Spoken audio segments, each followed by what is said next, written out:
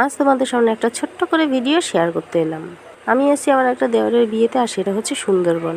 আমি বিয়ের কোনো বড় ভিডিও দিলাম না, কারণ বিয়ে যেমন হয় তেমনই হয়েছে, কিন্তু এখানকার যেগুলো আমার সব থেকে বেশি আকর্ষণীয় হয়েছে, এখানকার নিয়ম কারণ রীতি রিবাজ, সেটাই আমি তোমাদের সাথে শেয়ার করতে এলাম। তো আমাদের বিয়েতে যেরকম গাড়ি লাগবেই, আর ওদের বিয়েতে পালকি লাগবেই। এখানে আছে দুটো পালকি, একটা খুব সুন্দর করে ময়ূরের পাখনা ফাখনা দিয়ে ময়ূরের মতো করে সাজিয়েছে। তো দেখো খুবই সুন্দর এই পালকিটা।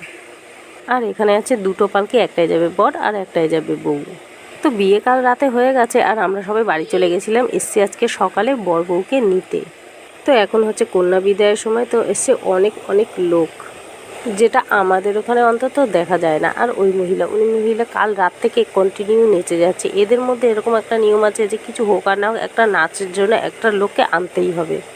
আর এখানকার সবথেকে বেশি ভালো আমার যেটা লেগেছে সেটা হচ্ছে এখানকার লোকজন এত ভালো যে কি বলবো। বিয়ের আগে থেকে শুরু করে বিয়ের দিন পর্যন্ত সব পাড়া জুড়ে সবাই এসে যেমন কাজকর্ম করে, তেমনি কন্যা বিদায়ের সময় তো দেখো পাড়া জুড়ে সবাই এসে। আর যেটা আমাদের ওখানে তো দেখাই যায় না, সবাইকে ডেকে ডেকে আনতে হয়। আর বিয়ের সময় সবাই আসবে, খাবে আর চলে যাবে। এখানে হাতে হাতে কী সুন্দর কাজ করে সেটা তো দূরে থাক, কন্যা বিদায়ের সময় সব পাড়া শুদ্ধ লোক এসে আর সবার চোখে জল।